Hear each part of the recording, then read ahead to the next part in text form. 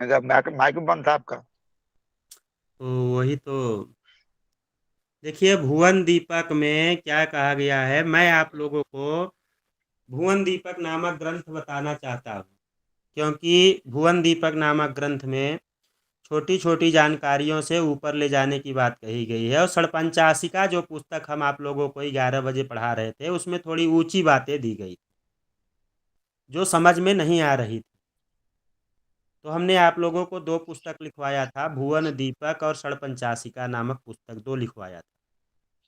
हाँ वही। तो भुवन दीपक मैं आप लोगों के बीच में बता रहा हूँ। भुवन दीपक 36 विभागों में बताया गया है कि 36 अध्याय कहिए, या 36 तरह की बातें कहिए, या 36 व्यवहार कहिए, या 36 द्वार कहिए। तो यहाँ द्वारों का उल्लेख किया गया है कि 36 द्वार है भुवन में, भुवन दीपक नामक पुस्तक में। इसमें 170 श्लोक हैं।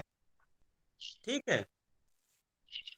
तो प्रथम द्वार में क्या कह रहे हैं, मेष आदि द्वादश राशियों के स्वामी की बात कही गई है। जो द्वादश राशियां हैं उनके स्वामी के बारे में कहा गया।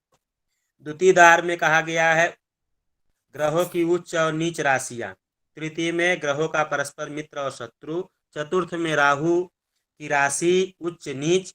पांचवें में केतु की स्थिति निरूपण। छठे में ग्रहों का स्वरूप। सातवें में द्वादश भाव का विचारणीय विषय। आठवें में इष्टकाल का निर्णय। नौवें में लग्न का विचार। 10वें में विनष्ट ग्रह का विचार। विनष्ट मतलब जो अस्त हैं या किसी भी प्रकार से है, उनके बारे में विचार किया गया है। 11वें में 4 प्रकार के राजयोगों का निरूपण किया। द्वादश में लाभादि विचार। त्रयोदश में लग्नेश की स्थिति का फल बताया गया है। चतुर्दश में गर्भिणी, गर्भ में स्वस्थता, गर्भ में जो बच्चा है वह स्वस्थ है या खराब है, किस प्रकार से बताया गया है। 15वें में गर्भिणी का प्रसव काल बताया गया है कि उसका ज्ञान कैसे करे, कब तक प्रसव काल हो जाएगा। 16वें में युगल मतलब जुड़वा बच्चों की उत्पत्ति के बारे में बताया गया है। 17वें में गर्भ के मासों की संख्या मतलब कितने महीने की संख्या है उसकी का विचार। 18वें में रखैल या विवाहित स्त्री का विचार बताया गया है। और 19वें में विषकन्या कुलघातिनी का निरूपण किया गया है 19वें में। और 20वें में भाव के अंत की स्थिति ग्रहों का फल बताया गया। 22वें में विवादस्य वक्तव्या कहा गया है। और 23वें में संकीर्ण पद निर्णय कहा गया है। 24वें में दीप्त पृक्षासु धातुवादि के पृष्ठादि बात के निर्णय कही गई है। 25वें में पथिकस्य गमऊ मतलब पथिक के बारे में कहा गया है। 21वें में आपका विवाह आदि के विचार के लिए कहा गया है। 22वें में वाद लड़ाई झगड़ा में हार जीत का कथन कहा गया है। 23वें में संकीर्ण पद का निर्णय। 24वें में दीप्त प्रश्न विदेश गए व्यक्ति का मरण बंधन आदि का विचार। 25वें में प्रवासी के आगमन का निर्णय बताया गया है। 26वें में मृत्यु योग बताया गया है। 27वें में दुर्गभंग योग बताया गया है। और 28वें में चौर्या स्थान चोर आदि के स्थानों का सप्तमा इत्यादि बताया गया है। और 29वें में कहा गया है क्रय विक्रय एवं तेजी मंदी का ज्ञान बताया गया है। 30वें में जो है नौका मृत्यु और बंधन, इन तीनों का विचार किया गया है। 31वें में जो है गत दिन के लक्ष्य का विचार किया गया है। 32वें में लग्नेश के मास फल बताए गए हैं। और 33वें में द्रेसकाड़ आदि द्वारा फल बताए गए हैं। 34वें में महान और अद्भुत दोषों का ज्ञान बताया गया है। 35वें में क्या कहा गया है, नृपादि की दिनचर्या, नृपादि मतलब राजा, नृप राजाओं के दिनचर्या के बारे में बताया गया है। 36वें में क्या कहा गया है, गर्भ में पुत्र है या कन्या का विचार करने के लिए बताया गया है। इस प्रकार के इस प्रश्न से भुवन दीपक नामक ग्रंथ के 36 द्वार हैं। ठीक है। ठीक है। हाँ, ये 36 द्वार हैं जो भुवन दीपक नामक ग्रंथ में बताए गए हैं। तो 36 द्वार हम आप लोगों को पहले बता देते हैं। बता दिया हमने कि कौन कौन से 36 द्वार हैं। उन 36 द्वारों में क्या क्या बताया जाएगा, क्या क्या पढ़ाया जाएगा उसके बारे में। तो आप लोग लगभग आधे से ज़्यादा या आधा पढ़ ही चुके हैं। ठीक है।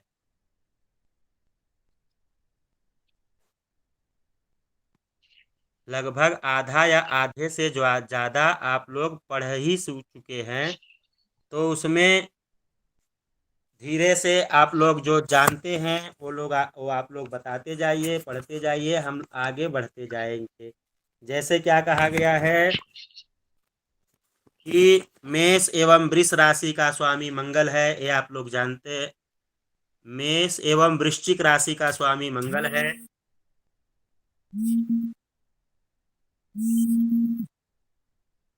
मेष और वृश्चिक का राशि का स्वामी मंगल है। वृष एवं तुला का स्वामी शुक्र है। मिथुन एवं कन्या का बुध है। कर्क का स्वामी चंद्रमा है। धनु एवं मीन का गुरु है। हाँ, मकर कुंभ का स्वामी शनि है। सिंह का स्वामी सूर्य है, ऐसा दैवज्ञों ने कहा है। ये तो आप लोगों को मालूम है।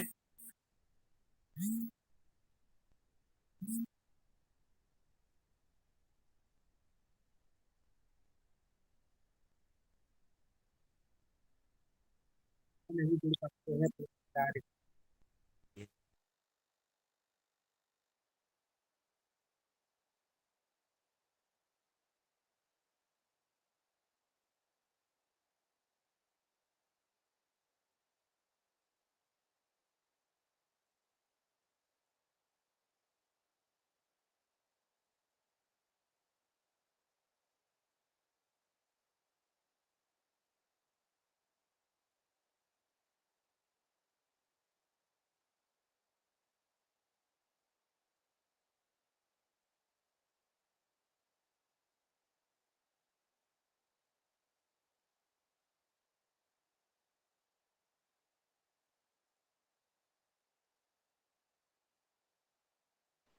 आवाज बंद हो गया गुरुजी।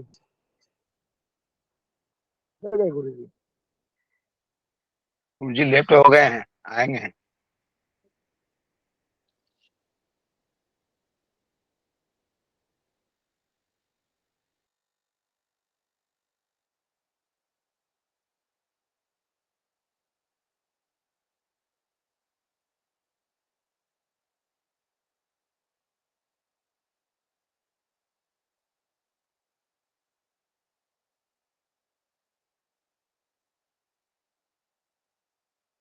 सभी को ये पता है ना गुरुजी जो बोले अभी, इसका स्वामी कौन है? हाँ पता है विष्णु दीदी, जी। आप बोलिए। बोलिए। शुक्र शुक्र कौन कौन राशि का स्वामी है? जैसे वो तुला राशि का, कहाँ? वृषभ और तुला राशि का। ठीक है। और मेष और वृश्चिक का? मंगल 8वीं राशि और पहली राशि। हम्म। और मिथुन का? मिथुन का बुध है। मिथुन का बुध है। कर्क का चंद्र है। हैं? कर्क का चंद्र है। सिंह 5 का सिंह राशि है। 6 की कन्या। 6 की कन्या। हाँ 6 नंबर तो कन्या है, ये पता है। हाँ पता है। तो कन्या राशि का स्वामी कौन है? बुध है बुध। वो मीन राशि में बुध नीच का होता है। सुनिए सभी लोग ये ध्यान देना कि 1 और 8 का स्वामी मंगल है। लो 1 8 मंगल। 2 और 7 का शुक्र। 2 7 का शुक्र। 3 और 6 का बुध, हम्म 4 का चंद्र, 5 का सूर्य। हम्म अब हमारे बचा 9, 10, 11, 12। 9, 12 का हाँ गुरु और 10, 11 का शनि। कुंभ शनि। हाँ।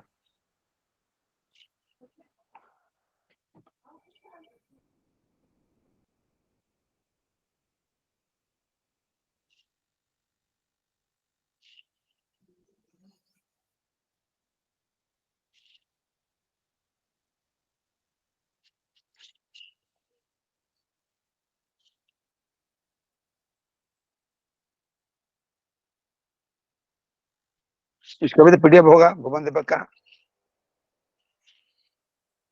है भैया, मेरे दूसरे मोबाइल में है। हमारे यहाँ कल 2 बजे से लाइन नहीं है। आई राम, कहा हो गया? इलेक्ट्रिक पोल 28 टूट गया है आंधी तूफान से। बाप रे, इतना भयंकर था आंधी के पान। हाँ। कल उधर शान यात्रा में हम बैठे हुए थे, अब सब देख रहा था। शान यात्रा था ना कल, ठीक है। उसी में कल मगन थे सब। सब करते करते समझा हो गया। भेजे तो थे फोटो व्हाट्सएप में।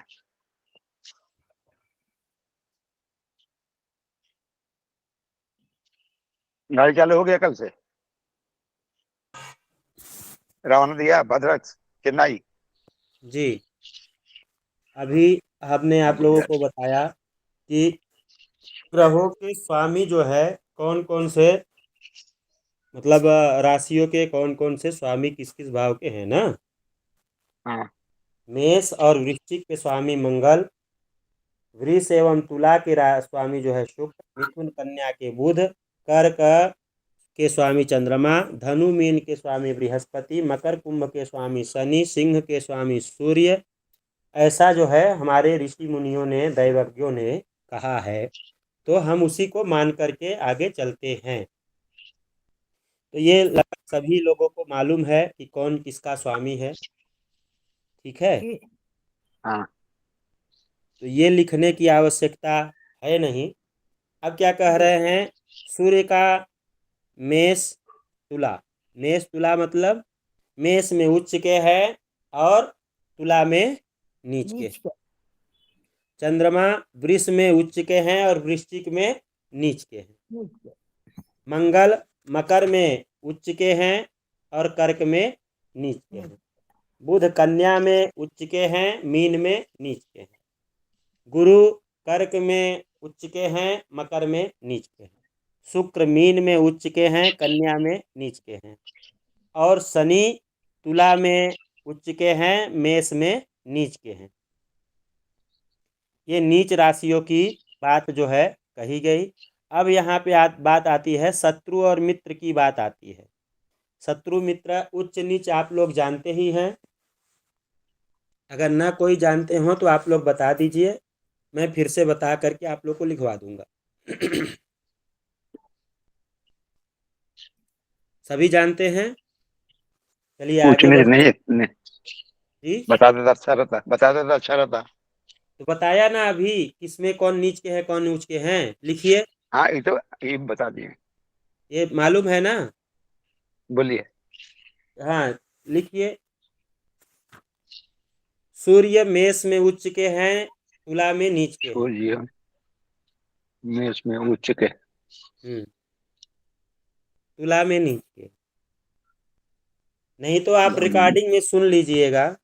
ठीक है, अच्छा रिकॉर्ड, ठीक है ठीक है रिकॉर्डिंग में भी आप सुन सकते हैं। ठीक और है ठीक है आपको पीडीएफ भी भेज दिया जाएगा। ठीक। अब शत्रु की बात आई। शत्रु कौन से हैं, तीसरा द्वार आया। सूर्य चंद्र मंगल गुरु ये आपस में परस्पर क्या हुए, मित्र हैं। ठीक है, ठीक है सूर्य चंद्र मंगल गुरु ये आपस में परस्पर मित्र हैं। बुध शुक्र शनि एवं राहु ये चारों आपस में परस्पर मित्र हैं। ठीक, ठीक है राहु सूर्य, बृहस्पति शुक्र, चंद्रमा बुध एवं सूर्य शनि ये दो दो ग्रह परस्पर महावैर होता है। ठीक ठीक है। है। ठीक है। कौन कौन से? राहु सूर्य का, बृहस्पति शुक्र का, चंद्रमा बुध का एवं सूर्य शनि का। इन दो दो ग्रहों का आपस में परस्पर महावैर होता है। हाँ।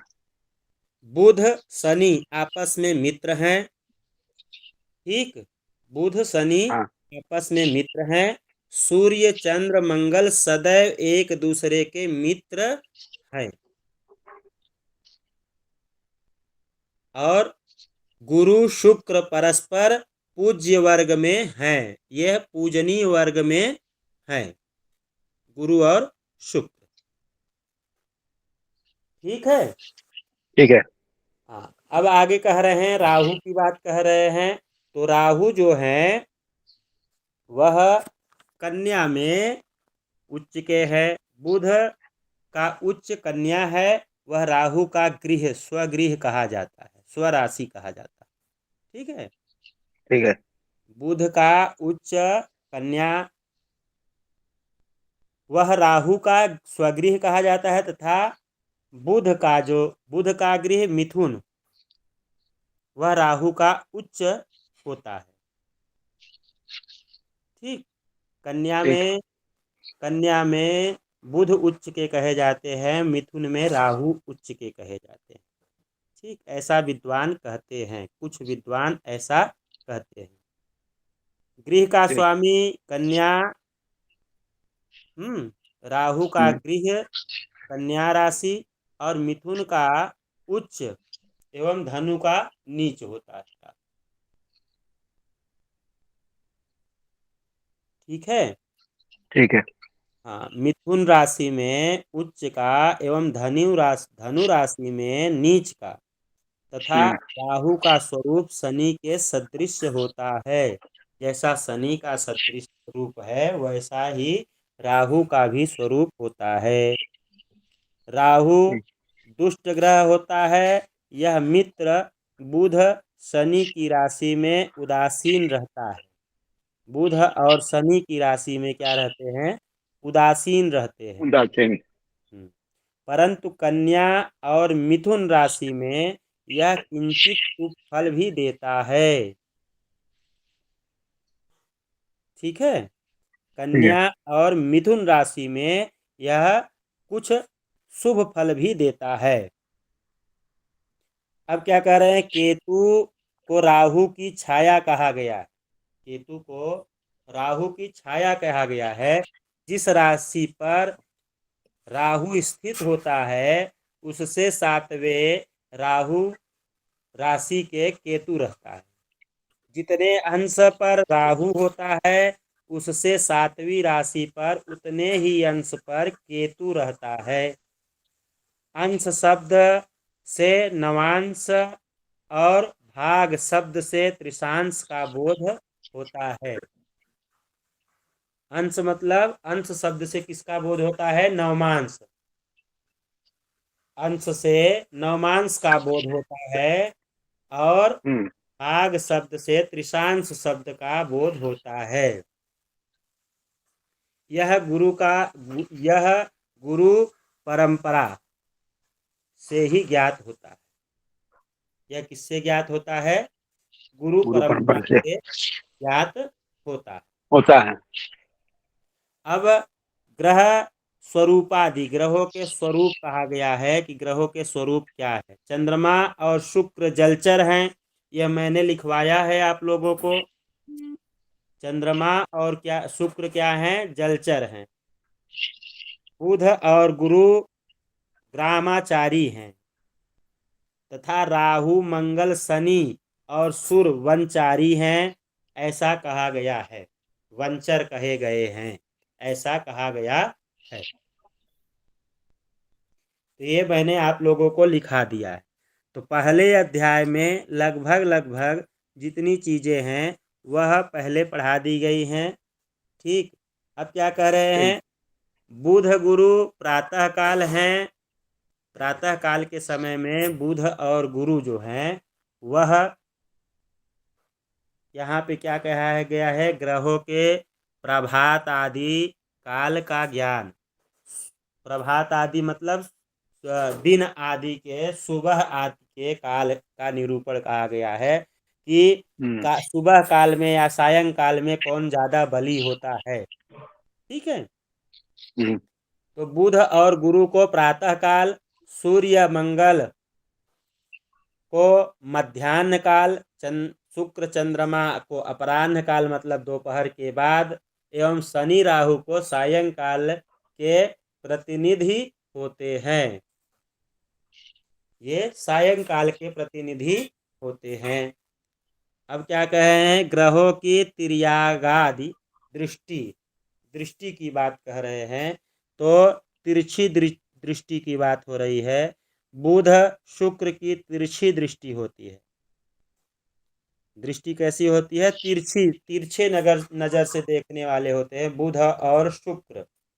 मंगल सूर्य ऊर्ध्व दृष्टि, ऊपर की तरफ देखने वाले होते हैं। गुरु चंद्र जो है समदृष्टि मतलब सन्मुख सामने देखने वाले होते हैं। शनि राहु की अधो दृष्टि होती है, नीचे की तरफ देखने वाले होते हैं। ठीक है। अब यहाँ पे क्या कह रहे हैं, ग्रहों की प्रकृति का निरूपण, ग्रहों के प्रकृति के बारे में पूछ रहे हैं। तो सूर्य मंगल पित्त प्रकृति के हैं। ठीक है। वात पित्त कफ, ये 3 प्रकार के प्रकृति कही गई हैं। तो सूर्य और मंगल पित्त है, शुक्र चंद्र जो है वो कफ है। ठीक है। बुध गुरु ये कैसे हैं, वात पित्त कफ तीनों के कारक हैं। शनि राहु वायु प्रकृति के हैं, वायु कारक हैं। ठीक है ना। ग्रहों के रस ज्ञान, ग्रहों का रस कौन सा है, कौन से तीक्ष्ण रस है, कटु रस है, कौन सा है, तो वही सूर्य और मंगल के लिए कह रहे हैं कटु रस है। गुरु मधुर रस है, बुध कसाव रस है, चंद्रमा नमकीन, शुक्र अम्ल, शनि राहु तीक्ष्ण रस के प्रतिनिधित्व करते हैं। धातु मूल जीव की संज्ञा, धातु मूल जीव की संज्ञा। अब यहाँ पे कह रहे हैं धातु मूल और जीव। यहाँ जिसमें जिसको न मालूम हो आप लोग पूछ लीजिएगा। यह चूंकि पहले पढ़ाया जा चुका है इसलिए मैं आप लोगों को इस तरह से बता रहा हूँ।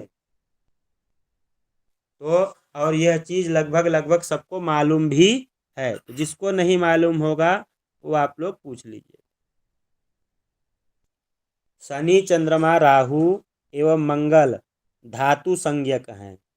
शनि चंद्रमा राहु एवं मंगल ये धातु संज्ञक हैं। सूर्य और शुक्र ये मूल हैं।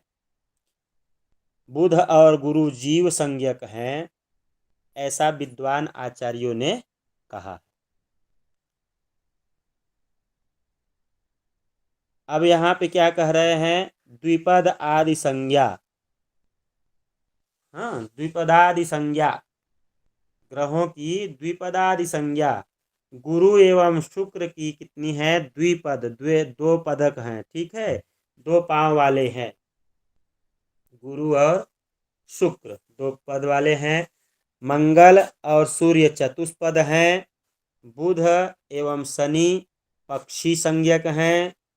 चंद्रमा एवं राहु सरीसृप रेंगने वाले संज्ञक हैं। सरीसृप रेंगने वाले मतलब सांप के जैसे चलने वाले हैं। ठीक है।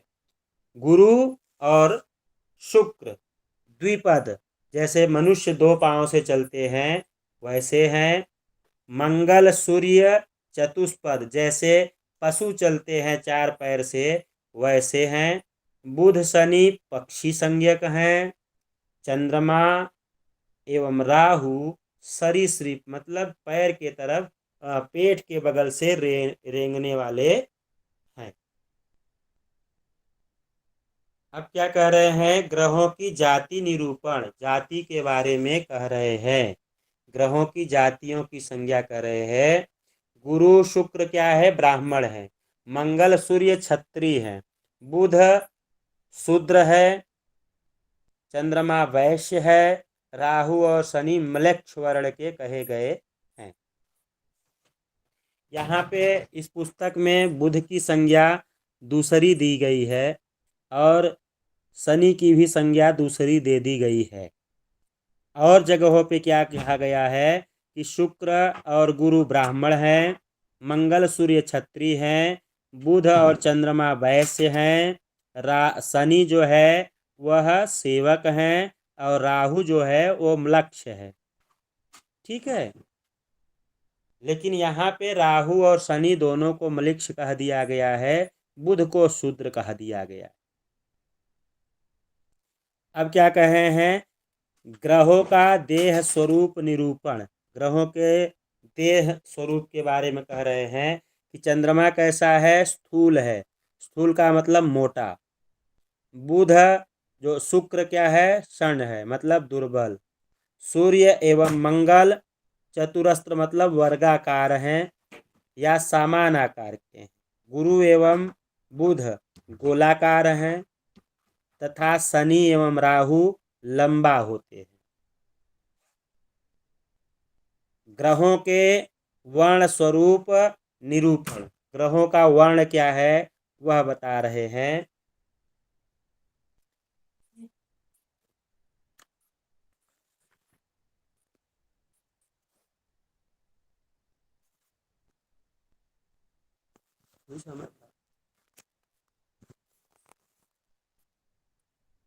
अब यहाँ पे कह रहे हैं मंगल का वर्ण कैसा है, रक्त वर्ण का, मतलब लाल कलर के हैं। मंगल रक्त वर्ण के हैं। गुरु स्वर्ण के समान, सोने के समान पीत हैं।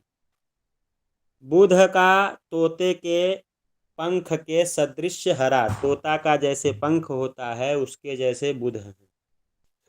सूर्य का गौर वर्ण है, गोरा वर्ण है। चंद्रमा का मंदार श्वेत अर्क के समान, मंदार के जैसे सफेद मंदार होता है उसके पुष्प के तरह शुभ्र है।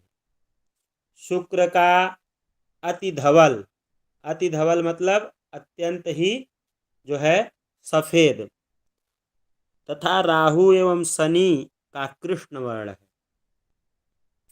राहु और शनि का कृष्ण वर्ण है। ग्रहों की विशेष जाति, विशेष जाति मतलब जैसे राजा, तपस्वी, स्वर्णकार, यह चीज बताया गया है तो उसके बारे में कह रहे हैं। सूर्य कैसा है, राजा है, सूर्य राजा है। चंद्रमा तपस्वी है, मंगल स्वर्णकार है, बुध ब्राह्मण है, गुरु व्यापारी है, शुक्र वैश्य है, शनि सेवक है, राहु निषाद है, भील प्रकृति का होता है। यह सभी कार्यों का विचारना चाहिए। इसमें इसको जो है सभी कार्यों में विचार करना चाहिए। ये आप लोगों को न लिखे हों तो आप लोग लिख लीजिए, विशेषतः ये है, नहीं तो मैं कहेंगे तो डाल दूंगा ग्रुप में PDF, फोटो खींच के डाल दीजिए गुरुजी। जी। धातु की बात कह रहे हैं कि ग्रहों के धातु की चिंता कह रहे हैं तो धातु के लिए कह रहे हैं। धातु में शुक्र और चंद्रमा लग्न में स्थित हो या लग्न को देखते हो तो चांदी। ठीक है, शुक्र चंद्रमा लग्न में स्थित हो या लग्न को देखते हो तो चांदी, बुध हो तो स्वर्ण, गुरु हो तो रत्न जडित स्वर्ण आभूषण, सूर्य हो तो मोती का कहा गया है, मंगल हो तो सीसा, शनि हो तो लोहा और राहु हो तो अस्थि मतलब हड्डी आदि समझना चाहिए। धातु के ज्ञान में इस प्रकार से विशेष विचार करने को कहा गया है।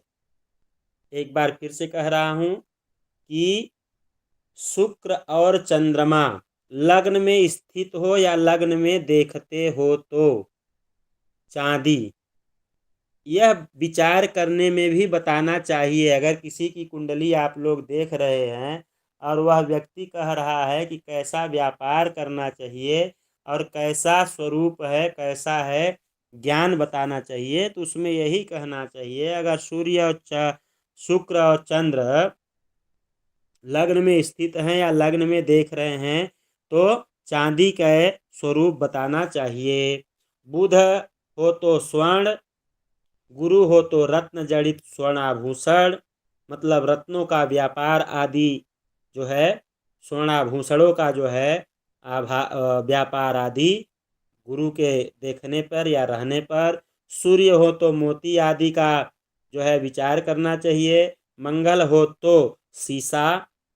ये पहनने के लिए रत्न धारण करने के लिए नहीं बताया जा रहा है, इसको आप लोग विशेष ध्यान दीजिएगा। बहुत लोग इस पे यह सोच लेते हैं कि रत्न धारण करने की बात कही जा रही है।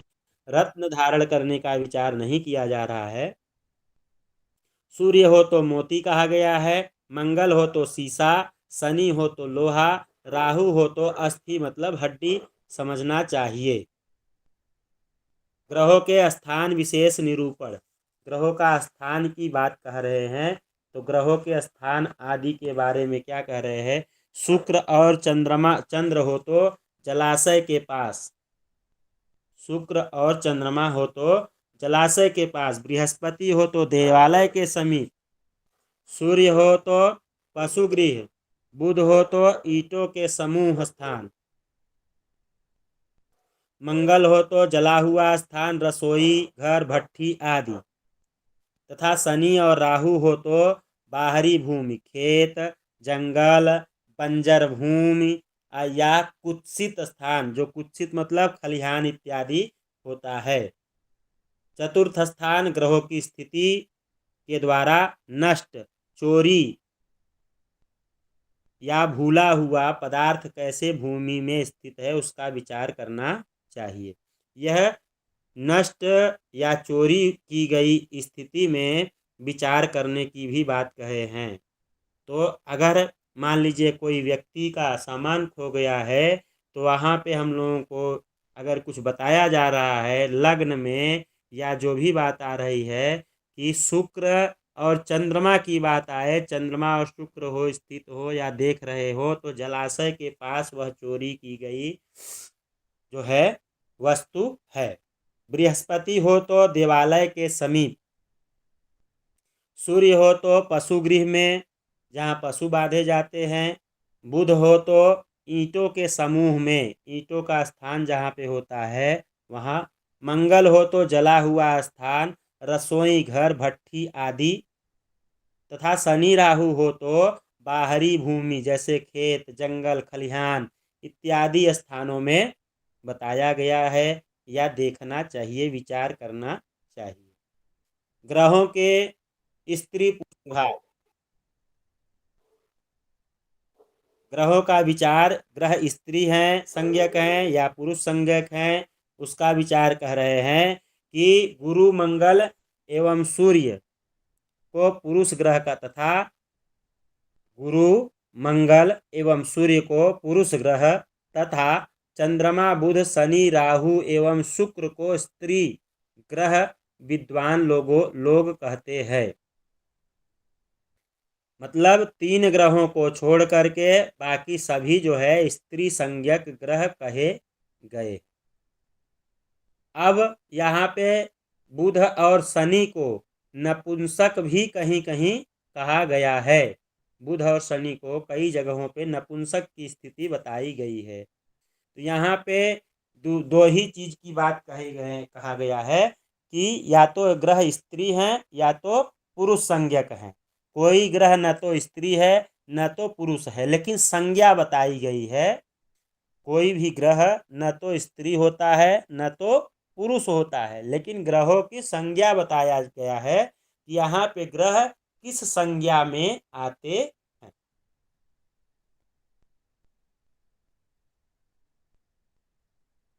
ग्रहों के वयोनुमान। अब ग्रह कौन सी अवस्था में कैसे हैं, किस स्थान के होते हैं, कैसे होते हैं।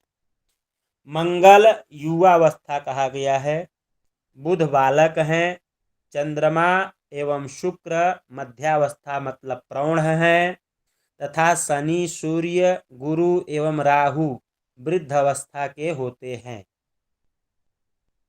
इसमें पुस्तक में यह बताया गया है, इसमें भुवन दीपक नामक पुस्तक में यह बताया गया है, यहाँ पे जबकि दूसरे जगह पे बुध और शनि दोनों को क्या कहा गया है, बाल्यावस्था, बालक की अवस्था बताया गया है, बालक कहे गए हैं या राजकुमार की स्थिति में या उस तरह के कहे गए। लेकिन यहाँ पे युवा के रूप में मंगल को कहा गया है, बुध को बालक के रूप में कहा गया है, चंद्रमा और शुक्र को प्रौढ़ावस्था में कहा गया है, शनि, सूर्य, गुरु एवं राहु को वृद्धावस्था में कहा गया।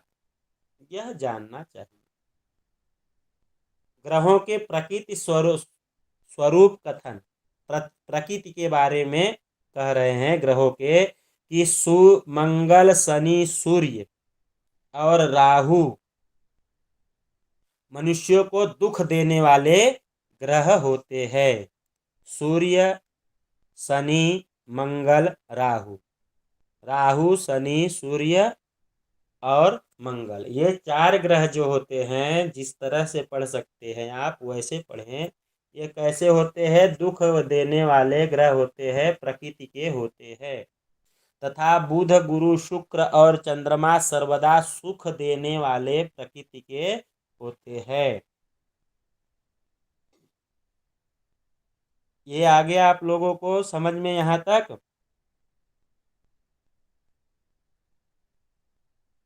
यहाँ तक आप लोगों को आया? सुनीता जी जी, गुरुदेव। शर्मिला जी, जी विष्णु जी, जी हाँ, तो यहाँ तक समझ में आया है। तो अब हम आप लोगों को 7वें द्वार के बारे में बता रहे हैं। तो 7वें द्वार को क्या कह रहे हैं? तनु भाव निरूपण। तन आदि के जो भाव हैं उनके बारे में कह रहे हैं। व्यक्ति का स्वरूप, लक्षण, वर्ण, रंग, क्लेश, दोष, सुख, आयु, वय, प्रमाण और जाति, इन सभी का लग्न द्वारा विचार करना चाहिए। लग्न द्वारा क्या क्या विचार करना चाहिए?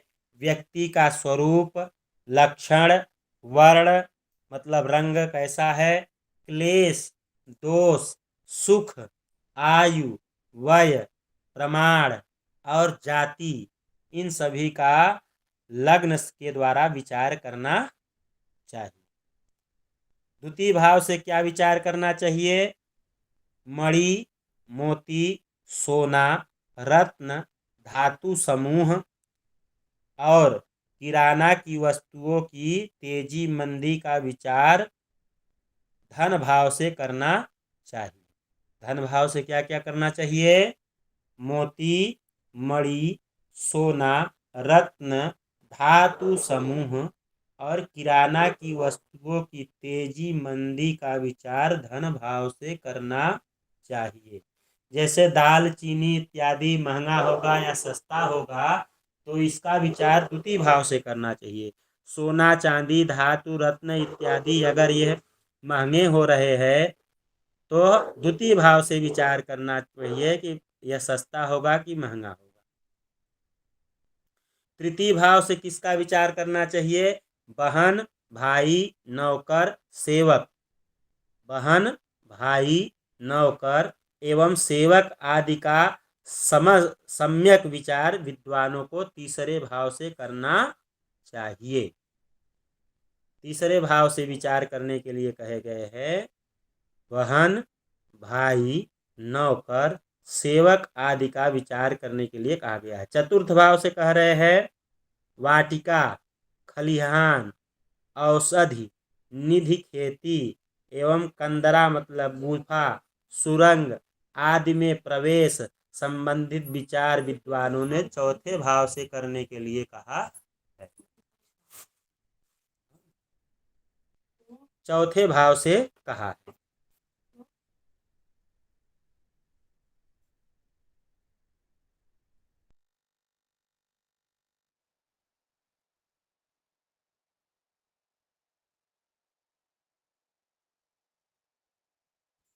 चौथे भाव से वाटिका, खलिहान, औषधि, निधि, खेती एवं कंदरा मतलब गुफा, सुरंग आदि में प्रवेश आदि का विचार विद्वानों ने चौथे भाव से करने के लिए कहा है। जैसे चौथे भाव में अगर शुक्र बैठा हो तो चतुर्थ भाव से हम लोग क्या कहेंगे, ये साधक होंगे, गुफाओं में बैठ करके साधना करने वाले होंगे। और किसकी साधना ज्यादा करेंगे, तो स्त्री स्वभाव के हैं और उनके स्वामी जो है वहाँ जो भी है, मतलब अगर सेवा किया जाए तो शुक्र किसके प्रतिनिधित्व करते हैं, देवियों के, तो देवियों का प्रतिनिधित्व करेंगे, तो देवी की साधना करेंगे चतुर्थ भाव से। पंचम भाव से अगर विचार किया जाए तो पंचम भाव से क्या कहते हैं, गर्भ, संतान, शिष्य, मंत्र साधना, विद्या, बुद्धि और ग्रंथ रचना आदि का विचार पंचम भाव से किया जाता है। यह पंचम भाव से विचार करने की बात है कि गर्भ की क्या बात करना चाहिए, गर्भ के लिए कहना चाहिए संतान, शिष्य अच्छे होंगे कि नहीं, मंत्र साधना अच्छी होगी कि नहीं, विद्या बुद्धि कैसा होगा, ग्रंथ रचना कर सकते हैं कि नहीं, यह विचार जो है पंचम भाव से किया जाता है। छठे भाव से कैसे कहते हैं, भैंस, शत्रुओं से युद्ध, गाय, ऊंट, क्रूर कर्म, मातुल भय एवं शंका का निर्णय छठे भाव से करना चाहिए। छठे भाव से जो विचार कर रहे हैं वह भैंस, शत्रुओं से युद्ध, गाय, ऊंट, क्रूर कर्म, मातुल भय एवं शंका का निर्णय छठे भाव से करना चाहिए।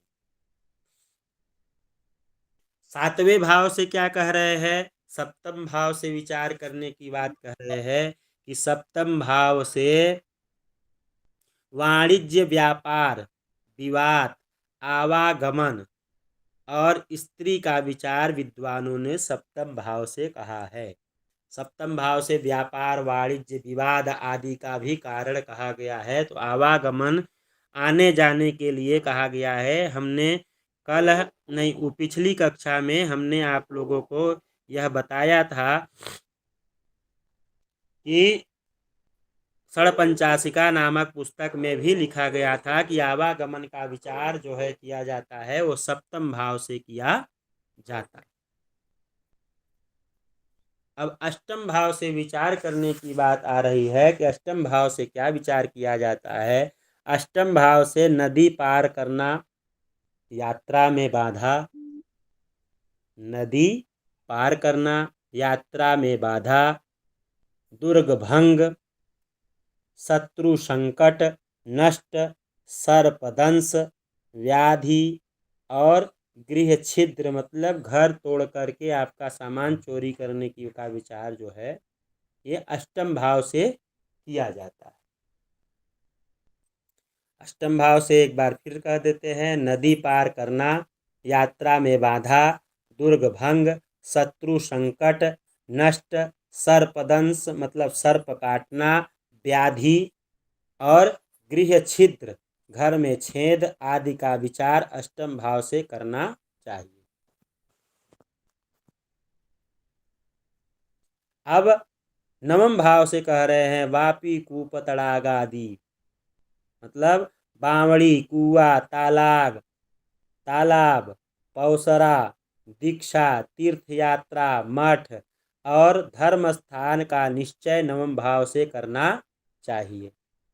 नवम भाव से धर्म आदि का विचार, वापी, कूप, तड़ाग आदि का मतलब बावड़ी, कुआ, तालाब, पौसरा, दीक्षा आदि तीर्थ यात्रा का जो है धर्म स्थान का निर्णय जो है नवें स्थान से करना चाहिए। 10वें स्थान से राज्यम, मुद्रा, परम पुण्यम स्थानम, पितृ प्रयोजनम, वृष्ट्यादि व्योमवृत्तांतम व्योमस्थानानि ऋक्षयेत्। अर्थात राज्य, मुद्रा, नगर व्यापार, सामाजिक स्थान, पितृकर्म, वर्षा एवं आकाश आदि का विचार दशम भाव से किया जाता है। वर्षा का विचार कर रहे हैं। जैसे अगर कोई आए और आपसे पूछे कि पंडित जी यह बताइए कि इस साल वर्षा ज़्यादा होगी या कम होगा, तो हम जो तुरंत क्या बनाएंगे, प्रश्न कुंडली चाहे आरूढ़ कुंडली चाहे स्वर कुंडली का निर्माण करें, और निर्माण करने के बाद में क्या कह देंगे, अगर दशम भाव में वर्षा वाले ग्रह बैठे हुए हैं, तो मेघ वाले ग्रह बैठे हुए हैं, तो हम क्या कहेंगे कि इस साल वर्षा अच्छा होगा। जल वाले ग्रह बैठे हैं तो हम कहेंगे अच्छा बारिश होगा। या ऐसा उसमें मतलब मान लीजिए सूर्य बैठे हुए हैं, मंगल बैठे हुए हैं, राहु बैठे हैं, तो हम कहेंगे कि इस समय तो सूखा ही पड़ेगा। या बीच वाले ग्रह जो हैं वो बैठे हैं तो हम कहेंगे कि मध्यम का जो है बारिश होगा। एकादश भाव से हम क्या विचार करते हैं, एकादश भाव से हाथी घोड़ा वाहन, मतलब वाहन का विचार। आजकल हाथी घोड़ा कौन लेता है, बड़ी बड़ी गाड़ियों का लेना, मतलब हाथी के समान तो आजकल फॉर्च्यूनर हो गया है, हाँ, घोड़ा के समान मतलब बुलेट हो गया है। तो ऐसे जो है वाहन या घोड़ा, हाथी, वाहन, वस्त्र, धान्य, स्वर्ण, कन्या, विद्या आदि, अर्थ लाभ, इन सब का विचार एकादश भाव से करना चाहिए। द्वादश भाव से क्या करना चाहिए, दान। दान आदि, दान कैसे करेंगे आप, कैसे दानवीर होंगे, किस प्रकार का कार्य करेंगे, तो दान का विचार जो किया जाता है द्वादश भाव से। भोग उपभोग, भोग और उपभोग का विचार द्वादश भाव से। विवाह इच्छित कार्य, विवाह की इच्छा से कार्य जो किए जाते हैं। खेती और अन्यान्य कार्य, खेती और खेती से संबंधित कार्य, तथा व्यय आदि का विचार द्वादश भाव से किया जाता है। तो रहा हम लोगों का 7वां द्वार तक हम लोग आज पढ़े। रिकॉर्डिंग बंद कर दीजिए शर्मिला जी, क्योंकि ज़्यादा पढ़ाएंगे तो बहुत बड़ी लंबी रिकॉर्डिंग हो जाएगी। यहाँ तक हम लोग जो है 7वें द्वार तक इन इन चीजों का विचार करते हैं। तो लगभग लगभग इन विदेश सब विदेश विदेश का विचार कैसे करेंगे, जी विदेश जाने का विचार कैसे करेंगे।